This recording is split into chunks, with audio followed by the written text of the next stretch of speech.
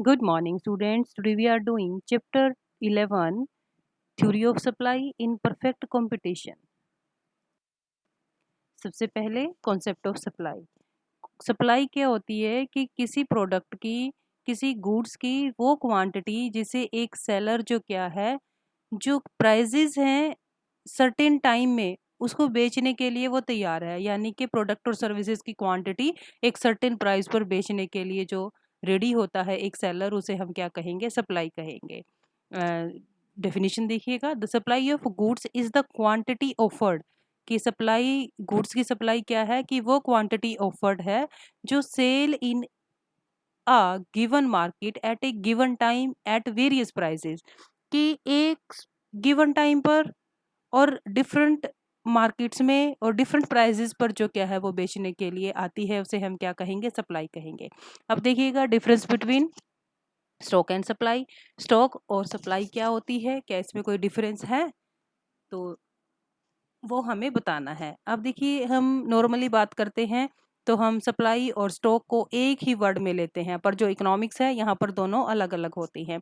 Stock तो किसी product की टोटल क्वांटिटी को बताएगा कि इतना प्रोडक्ट है, ठीक है, जो किसी भी टाइम बाजार में, मार्केट में सेलर के पास मौजूद है। और जबकि सप्लाई क्या है? सप्लाई स्टॉक का वो पार्ट है जो सेलर एक सर्टेन टाइम पीरियड में एक सर्टेन प्राइस पर बेचता है, ठीक है। मान लीजिए मंडी में 2016 में गेहूं का स्टॉक 100 टन है, ठीक है, और उसकी कीमत 500 रुपीज पर क्विंटल है। अगर इसके 10 सेलर हैं और 10 टन गेहूं बेचने को तैयार हैं, तो 10 टन क्या होगा? उसकी सप्लाई होगी, ठीक है। स्टॉक तो ज्यादा है, सप्लाई कम कर रहे हैं, वो बेच नहीं रहे पूरा। और इसी तरह से अगर वो प्राइस ज़्यादा बढ़ जाए तो वो उसकी सप्लाई को बढ़ा देते हैं। कि जैसे मान लो प्राइस 500 से बढ़ करके 600 हो गया, तो उन्होंने 10 टन की जगह 50 टन बेचने को वो तैयार हो गई, तो सप्लाई कितनी होगी? 50 टन होगी।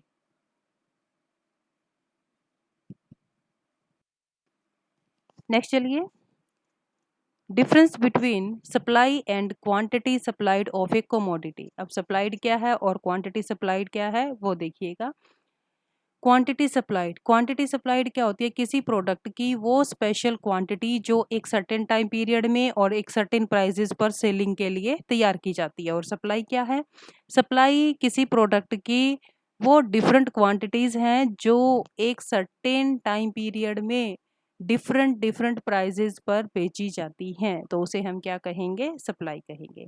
नेक्स्ट चलिएगा, सप्लाई हमारी दो तरह की होती है, इंडिविजुअल और मार्केट सप्लाई। जैसे डिमांड आपने पढ़ा था, सेम वैसा ही चैप्टर है, कोई ज़्यादा फर्क नहीं।